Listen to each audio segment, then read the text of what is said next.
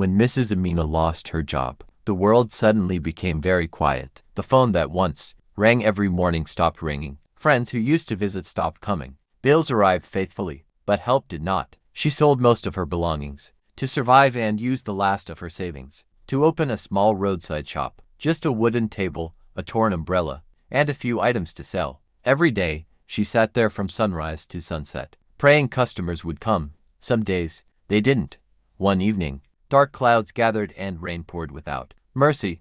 Mrs. Amina was packing up to leave when she noticed a small boy standing across the road. He was barefoot, shivering, and clearly hungry. His eyes followed the loaf of bread in her hand, the last one she had, meant to be heard in her. She looked at the bread, she looked at the boy, and she sighed. Life had been cruel to her. She had every reason to turn away, but something in the boy's eyes reminded her of herself, forgotten, tired, and alone. She walked up to him and placed the bread gently in his hands. "Eat," she said kindly. The boy stared at her, shocked. "But what about you?" She smiled. "I'll be fine." Kindness always finds its way back. Tears mixed with the rain on the boy's face as he thanked her and ran off into the night. Mrs. Amina went home hungry that evening, but her heart felt strangely full.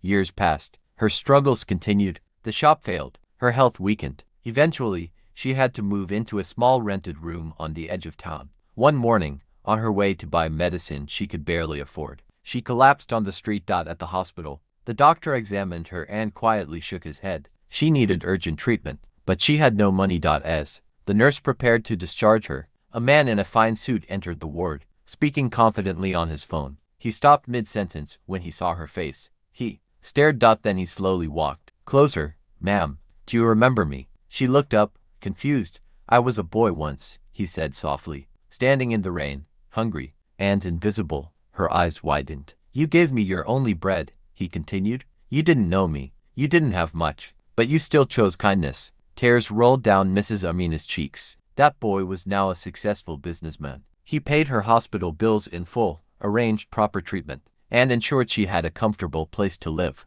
Months later, he helped her reopen a shop, this time a real store with stability and dignity. When she asked him why he went so far for her, he held her hands gently and said, "That bread didn't just feed my stomach, it gave me hope. It taught me that even in pain, kindness can exist. Today, I'm only returning what you gave. Emmy, kindness is never wasted. What you give from a sincere heart may not return immediately, but it always returns, often multiplied, and often when you need it the most." In a world that teaches us to protect ourselves, kindness teaches us to change lives, including our own.